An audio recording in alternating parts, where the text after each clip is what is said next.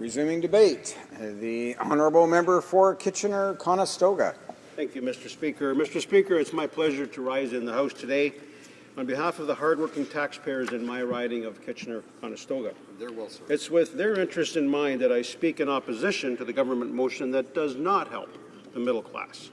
Instead, it raises taxes on Canadians and makes it harder for my constituents to save their hard-earned money. Mr. Speaker, what we're debating here today in the House is a fundamental difference between the Liberal Party and the Conservative Party of Canada. On this side of the House, we know that ordinary Canadians are best positioned to determine how their money is saved and spent, and on this side of the House, we believe that government should be making it easier for Canadians to adequately prepare for their own retirement. The Conservative Party supports both immediate and long-term broad-based tax relief. Reducing personal income taxes is a priority for the Conservative Party because it increases take-home pay and raises the living standard of all Canadians. It leaves more money in their pockets and less in the government's, where far too often it is not used efficiently by governments of all stripes, Mr. Speaker. Over the past 10 years, our Conservative government cut the GST from 7% to 5%. We cut taxes for small business. We created the tax-free savings account, which is now being clawed back, and we introduced pension income splitting and the family tax cut. Indeed, Mr. Speaker, since 2006, our Conservative government reduced the overall tax burden to its lowest level in 50 years. We cut taxes over 180 times, and as of 2015, our tax relief is saving a typical family of four up to $6,600 per year. That's a record I'm proud of, Mr. Speaker. And I've been approached in my riding by parents who were very grateful for the reduced tax burden, which let them now meet the financial needs of their family. However, Mr. Speaker, what I cannot be proud of is the current Liberal government's failed election promise of a revenue-neutral tax cut to what they have determined to be the middle class, and restricting the ways that Canadians can save for that special project or for their retirement. Mr. Speaker, these two measures will not help middle-class Canadians, and they are election promises which should be abandoned, as the Liberal government has already done on many of their other election promises. First, the creation of the middle-class tax cut. It sounds great, Mr. Speaker, a tax cut for the middle class. Their election promise was that this tax cut was going to be revenue neutral. Well, we know that that was never true, Mr. Speaker, and it wasn't until after the election that the current finance minister realized this. This means bigger deficits with no end in sight and higher taxes in the future to pay for this failed election promise. Money going to pay interest that could be invested in health care, palliative care, mental health care services. Let's look at exactly who will be benefiting from this so-called tax cut. David MacDonald, who is a senior economist with the Canadian Centre for Policy and Alternatives, analyzed this so-called middle-class tax cut. The reality is that for those Canadians making between $48,000 to $52,000 a year, the average saving will be $51 a year, less than $1 a week, Mr. Speaker. For Canadians making from $62,000 to $78,000, it will be $117 in savings per year. He classifies what comes as the next level as the upper middle class, and those making $124,000 to $166,000 will gain $521 a year. And then from $166,000 to $211,000, it will be a gain of $813. As incomes rise, the larger the break from government taxes. Is this really the Liberal message? I'm sure all Canadians would like to have a few extra dollars in their pockets, but it seems quite clear that those whom the Liberal governments consider the middle class are receiving far less from this tax cut than those of us serving here as members of Parliament in the House of Commons. It's very clear that this modification to the income tax rate change the Liberals are championing is not a significant tax cut at all, but it also comes with a very high price tag in deficit financing. The policies of this government will be economically destructive for Canada. These destructive economic policies will create a huge burden for our children, our grandchildren, and indeed our great-grandchildren. This small tax break is not enough to stimulate our economy, nor will throwing money at the middle class stimulate growth. It does not help create jobs. we have not seen anything from this government that is going to help with innovation, allowing companies to expand, or anything that is going to help create jobs for Canadians right here in Canada. But, Mr. Speaker, we know that creating jobs isn't a top priority for this Liberal government. Since forming government, the Liberal Party has spent and promised billions of dollars outside of Canada, spent time here in the House repealing laws that increase union transparency, but haven't created a single job here in Canada. Mr. Speaker, while in government, we on this side of the House took our jobs seriously, and we knew what it took to create jobs, to return to balanced budgets, and create a more fair tax system. In our 10 years as government, we eliminated the deficit while continuing to enhance the integrity and fairness of the tax system while refusing to raise taxes. These are the measures the government should be taking, not an expensive tax cut that benefits members of Parliament here in the House more than it does middle-class Canadians. Second, Mr. Speaker, is the clawing back of the tax-free savings account. A few days after the throne speech here in Parliament, my office received a phone call from a senior who asked for my help to do everything possible in order to ensure that the Liberal government does not reduce the limit that she can contribute to her primary source of savings. And this woman, by the way, Mr. Speaker, was not someone with a large income, contrary to what the Liberal government would like Canadians to believe. TFSAs have been a very effective tool for all Canadians, both young and old. And don't just take my word for it, Mr. Speaker. Experts in the business community recognize the value of the higher contribution limit for the TFSA. In fact, one chief actuary from a well-respected HR firm said, quote, "I think it's really quite a positive move for the retirement security in general," end of quote. Who said that?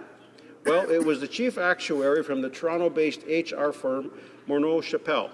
I would encourage our finance minister to perhaps talk to his former colleagues about the benefits of the TFSA and the increase in contribution limits for all families. We know that in response to this, the Liberal government will claim that only the top 1% of income earners in Canada benefit from TFSAs, and that their plans to increase the mandatory CPP contribution limits is better for Canadians. Mr. Speaker, 60% of all those who max out their TFSA contributions make under $60,000 per year. Let me repeat that, Mr. Speaker, for my colleagues here in the House. 60% of Canadians who utilize the maximum amount they can contribute to their TFSA make less than $60,000 per year.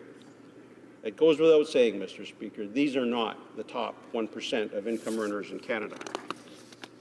Then, Mr. Speaker, I would return to my initial point on the differences between our two parties. On this side of the House, we trust Canadians with their own money. We realize that it's our job to create ways in which Canadians can save for their own retirement and make it economically beneficial for them to do that. The Liberals, on the other hand, have decided that they know what is best and that Canadians have no say in how their money is invested for their retirement. Mr. Speaker, I would humbly ask then, on behalf of my constituents, that the Liberal government abandon their ill-conceived plan and instead introduce real measures that would lower taxes on the middle class and not claw back the TFSA contribution limit.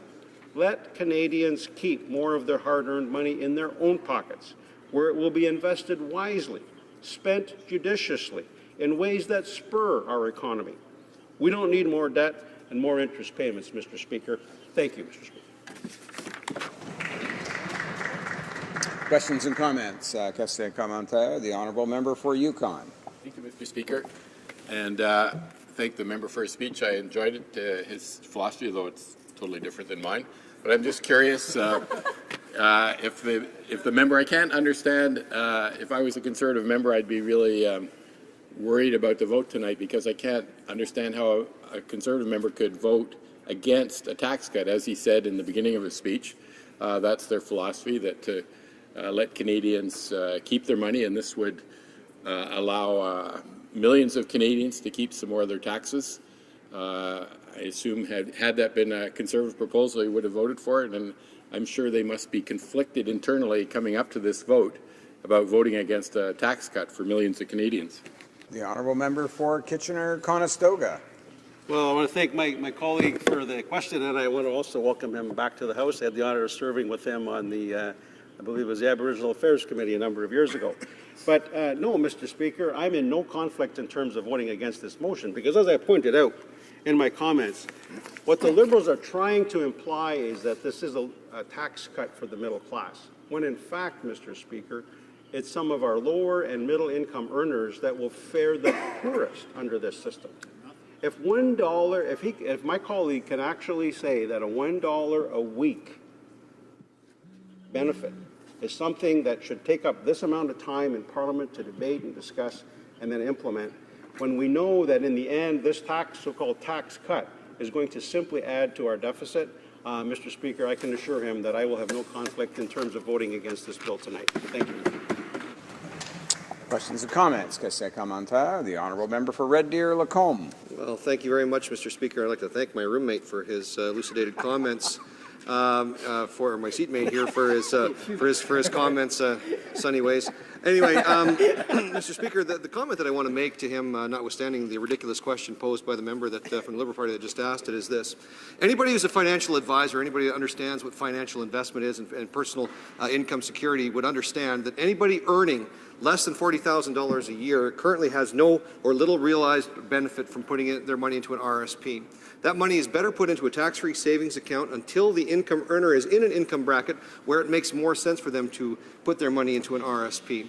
If you do the math on this, Mr. Speaker, and you apply it, an individual Canadian that can save or put money, say $5,000, $6,000, $7,000 a year into an RSP, earning less than $40,000 a year, if they do so and put that money instead into a TFSA, which is they're going to lose under Bill C-2, they're going to lose that extra capacity, that extra ability, will be able to further advance their own income security and their own income retirement by maximizing the use of the contributions of the tax-free savings account early in their careers, and when they become seniors and need to take money out of their RSPs or out of their locked-in retirement accounts at the other end. This is the most important financial vehicle that has ever been brought in by a government, and the fact that this has been undermined and played political games with is actually astounding. And I wonder if my colleague could talk to the importance of Canadians who can look after themselves, being able to look after themselves with vehicles like a tax-free savings account. The honourable member for Kitchener-Conestoga. Thank you, Sorry Mr. about Speaker. that. I'm sorry. I want to thank my colleague for the question. It's obvious that he's more of an expert in finance matters than I am. However, let me say that this goes to the heart of the differences between the Liberal Party and our party. We on this side do believe that we as Canadians should take responsibility, the primary responsibility for our retirement savings. And the TFSA has been an incredible tool for that. And it's been referred to a number of times that it only benefits the wealthiest. Well, Mr. Speaker, as I pointed out in my remarks, most of the people who maxed out their contribution to TFSA were making $60,000 or less. Right. These are not the wealthiest of Canadians. And in terms of what we use the TFSAs for, it could be used for retirement, Mr. Speaker, but I know people who are not even close to retirement who are using it to save up for that special project they want to do 3, 4, 5 years from now. It could be a renovation on their house. Or, Mr. Speaker, it could be as simple as making a lump sum payment on their mortgage when that comes due. If they're save the money in February, March, April, May, put it in the TFSA, and when their annual renewal date comes up, they can make a lump sum payment on their mortgage and reduce their debt. Mr. Speaker, this TFSA maximum limit of $10,500 was an incredible tool that should be maintained, and it's really disappointing to see the Liberals taking it away. Hear, hear. Resuming debate, the honourable member for Sherwood Park, Fort Saskatchewan.